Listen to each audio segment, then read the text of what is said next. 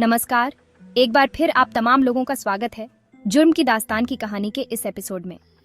उम्मीद है पूरी फैमिली अच्छी होगी, अपना और अपनों का ख्याल रख रही होगी। 2022 का वह साल था, अक्टूबर नवंबर का महीना, जब दिल्ली के महरौली इलाके से आई खबर ने पूरे देश को दहला दिया था। वह खबर थी आफताब पूनावाला और उसकी गर्लफ्रेंड श्रद्धा वकर का। वहीं श्रद्धा वकर जो मुंबई से दिल्ली आई और उसके बाद महीनों पड़ी रही। किस्तों में चुन चुन कर आफताब पूनावाला फ्रिज से लाश के टुकड़े निकालता और जंगलों में इधर उधर फेंकता रहता। फिर वापस आता, उसी घर में रुकता, सोता, खाता, पीता, फिर टुकड़े फेंकता। जब केस खुला, पुलिस को उन टुकड़ों को समेटने में हफ्ते लग गए, लेकिन फिर भी तमाम टुकड़े नहीं मिले। उस श्रद्धा का अब तक अंतिम संस्कार नहीं हुआ है, क्योंकि जो बरामद हुए लाश के नाम चंद हड्डियां, वो अभी एक केस प्रॉपर्टी है और दिल्ली में ही रखा हुआ है। श्रद्धा के पिता कई बार अपील कर चुके हैं, लेकिन जब तक केस का खुलासा नहीं होगा, अंतिम संस्कार नहीं होगा। श्रद्धा केस ने और इस केस को जिस तरीके से अंजाम दिया गया और उस फ्रिज के नाम ने इस देश में एक नया चलन शुरू कर दिया था। उसके बाद अलग अलग शहरों में कई जगह से ऐसे फ्रिज से लाशें मिली। इत्तेफाक से 2022 की वो कहानी 2024 में फिर से दोहराई गई। बस इस बार शहर अलग था। तब दिल्ली था, इस बार बेंगलुरु है। महालक्ष्मी 29 साल की एक महिला, नेपाल की रहने वाली, नेपाली नागरिक। 2019 में उसकी शादी नेपाल के ही रहने वाले हेमंत दास से होती है। शादी घर वालों ने की थी, दोनों खुशी खुशी थे। फिर रोजगार और बेहतर भविष्य की तलाश में दोनों बेंगलुरु आ जाते हैं, भारत। बेंगलुरु में आने के बाद एक मोबाइल शॉप पर हेमंत नौकरी करने लगता है, जबकि महालक्ष्मी एक बेंगलुरु के नामचीन मॉल के एक ब्यूटी प्रोडक्ट शॉप पर टीम लीडर के तौर पर काम कर रही होती है। दोनों की जिंदगी खुशहाल थी। इन्हें एक बेटी हुई, तब भी सब कुछ ठीक चल रहा था। लेकिन फिर आते आते दोनों के रिश्ते में कड़वाहट आ गई और इस कड़वाहट की वजह थी शक। और यह शक हेमंत को हुआ अपनी बीवी महालक्ष्मी को लेकर कि उसका किसी और के साथ अफेयर है। दोनों के बीच अक्सर झगड़ा होता और इस झगड़े के बाद एक रोज करीब साल भर होने वाला या 10 महीने, महालक्ष्मी अपने पति हेमंत दास से अलग हो गई। बेंगलुरु में ही महालक्ष्मी की माँ और महालक्ष्मी की एक बहन, वे दोनों भी वहीं रहा करते थे, एक अलग घर में। कुछ दिनों तक अलग होने के बाद महालक्ष्मी अपनी माँ और बहन के साथ बेंगलुरु में रही। फिर उसने एक अलग किराए का रेंट पे घर ले लिया। 3 मंजिला इस मकान का 1 रूम सेठ बेंगलुरु के वले रहती। पति के साथ जब अलग हुई तो शुरू के 4 महीने महालक्ष्मी के साथ उसकी बेटी थी। फिर 4 महीने के बाद हेमंत दास को उसने अपनी बेटी को दिया। अब हेमंत दास भी बेंगलुरु में एक अलग इलाके में रहता और अपनी बेटी के साथ। बीच में कभी 15 दिन, कभी 1 महीने में महालक्ष्मी अपनी बेटी से मिलने आती हेमंत दास के घर पर। बेटी के साथ कुछ देर रहती और फिर चली जाती। ये सिलसिला चल रहा था, सब कुछ ठीक था। फिर अचानक होता यह है कि 2 सितंबर 2024 आखिरी दिन था, जब महालक्ष्मी ने फ़ोन पर किसी से बात की थी। 2 सितंबर के बाद उसका फ़ोन स्विच ऑन ऑफ। घर वालों ने, माँ ने, बहन ने, एक भाई नेपाल में, वह भी लगातार फ़ोन करता, पर वह फ़ोन नहीं उठाती। धीरे धीरे वक्त बीता। आखिरकार इस वेलकल इलाके के, जो बेंगलुरु में जिस घर में किराए पर महालक्ष्मी रहती थी, उसके घर के आसपास रहने वाले कुछ पड़ोसियों ने लैंडलॉर्ड को शिकायत की। कंप्लेंट यह थी कि महालक्ष्मी के घर के अंदर से कुछ बदबू आ रही है। मकान मालिक आया, उसने देखा, उसे भी लगा कि बदबू आ रही है। जब रेंट एग्रीमेंट हुआ था, तब महालक्ष्मी ने अपने कुछ घर वालों के इमरजेंसी कॉन्टैक्ट नंबर दिए थे। उनमें उसकी माँ और बहन का था, जो बेंगलुरु में ही रहते थे, उस घर से कुछ दूरी पर। लैंडलॉर्ड ने अब महालक्ष्मी की माँ को फ़ोन किया और कहा कि महालक्ष्मी कहाँ है। माँ ने परेशान होकर कहा कि मैं तो करीब 15-20 दिन हो गए हैं उसे लगातार फ़ोन कर रही, मोबाइल स्विच ऑन और उसका कोई पता नहीं। हमने मॉल जाकर पता किया, पता चला वह शॉप पर भी नहीं आ रही है। तो मकान मालिक ने कहा कि यहाँ बदबू पड़ोसी कह रहे हैं कि आ रही है उसके घर से। ये सुनते ही पूरे घर वालों का दिल अचानक बैठने लगता है, क्योंकि हाल के फिलहाल में मीडिया में इस तरह की तमाम खबरें और किसी घर से बदबू आए तो उसका मतलब कुछ ना कुछ डराने वाला होता है। यह सुनते ही माँ और बहन भागती महालक्ष्मी के घर पहुंचती हैं। मकान मालिक तब तक पहुंच चुका था। एक स्पेयर की माँ के पास था, क्योंकि महालक्ष्मी वहां कई बार रही थी, और फिर एक चाबी उसने माँ को दे रखी थी कि अगर वह शॉप हो, कभी बीच में आना हो तो माँ आ सकती है। तो एक्स्ट्रा चाबी के साथ माँ और महालक्ष्मी की बहन घर पर पहुंचती है। दरवाज़ा खोलती हैं। दरवाज़ा खोलते ही 1 रूम सेट, ये 3रा फ्लोर पर, एक तेज़ बदबू उन दोनों को एहसास होता है। दरवाज़ा खोलते ही अंधेरा था कमरे में। दोपहर के उस वक्त करीब 3 से 3:30 बज रहे थे। ये बात सैटरडे यानी 2 दिन पहले की है, 21 सितंबर की। अचानक जब बदबू का एक तेज़ झोंका आया, दोनों का दिल बैठ गया। लेकिन अभी सहम बाकी था। अचानक उन्हें एहसास हुआ कि फर्श पर कुछ अजीब सी चीज़। उन्होंने ध्यान दिया, फिर लाइट जलाई। पूरे कमरे में ब्लड का ही निशान था, थक्का जमा हुआ था।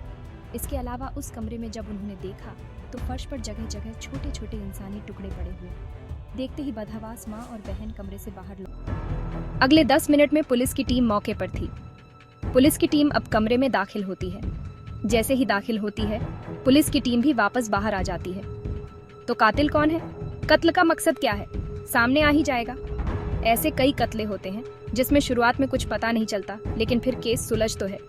जैसे तंदूर कांड, शुरू में मालूम ही नहीं था कि तंदूर कांड क्या है, किसने किया, नैना सानी कौन थी, सुशील शर्मा ने क्यों तंदूर में उसे झोंका।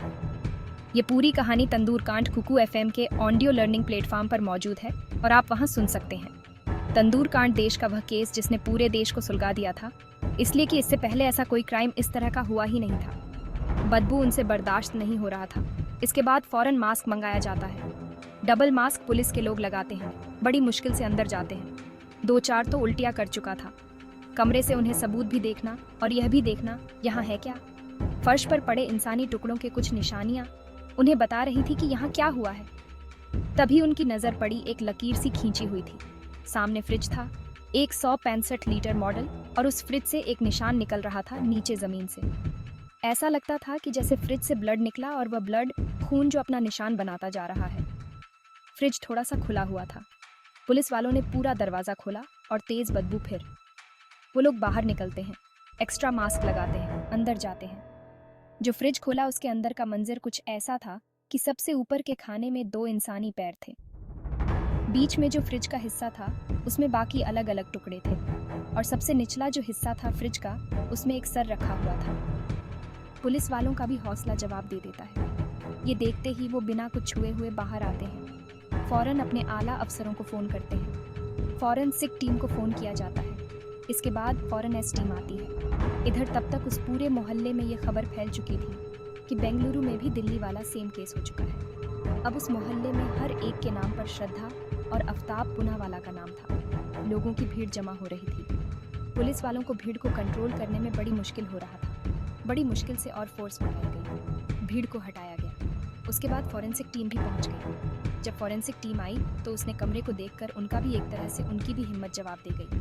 उन्होंने कहा, यहाँ किसी खास एक्सपर्ट को और बुलाना पड़ेगा। फिर एक सरकारी हॉस्पिटल से कुछ मेडिकल स्टाफ को बुलाया गया ताकि वह इंसानी टुकड़ों को चुन सके। वो आते हैं। उसके बाद एक एक कर सारे टुकड़ों को निकाला जाता है, गिना जाता है। 30 से 40 के बीच में टुकड़े थे। इंसान का सर था और उसे देखकर यह अंदाज़ा हो रहा था कि लाश किसकी है। माँ बहन समझ चुकी थी कि फ्रिज से जो निकली है वो महालक्ष्मी है, 29 साल की महालक्ष्मी। अब लाश को अस्पताल भेज दिया जाता है। कमरे से जितने सबूत थे उठाए जाते हैं।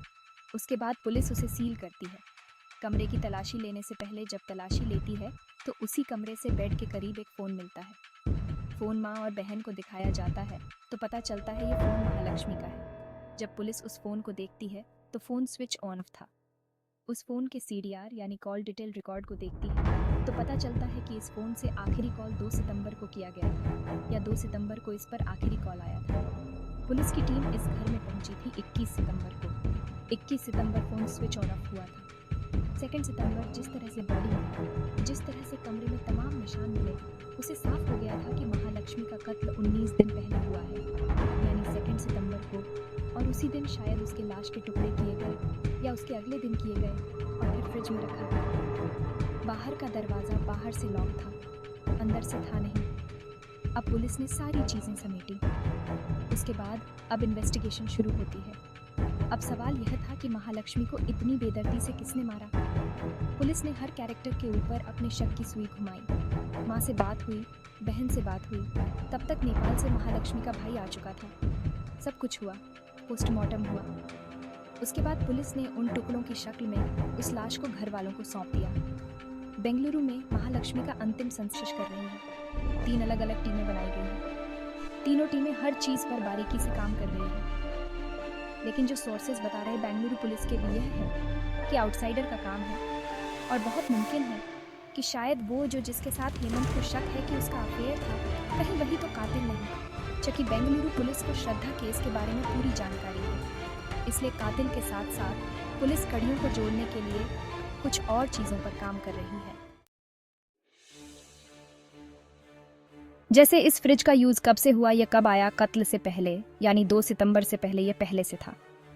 जिस तरीके से बॉडी के पार्ट्स किए गए हैं, टुकड़े किए गए हैं, उससे साफ है कि इसके लिए कोई बहुत तेज और खास का इस्तेमाल किया धारदार हथियार का। तो क्या इस लोकेलिटी के इर्द गिर्द ऐसे शॉप है जहां इस तरह के हथियार बिकते हैं?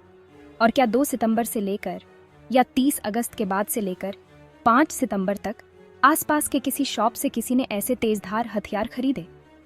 उनकी लिस्ट, उनके नाम, एक टीम इस पर भी लगी हुई है। तो श्रद्धा केस को सामने रखकर बेंगलुरु पुलिस कई पहलू से इस मामले की जांच कर रही है। और मैं भी जानना चाहता हूं कि इस कहानी का क्लाइमेक्स है क्या? आखिर कौन है महालक्ष्मी का कातिल और क्या मोटिव हो सकता है?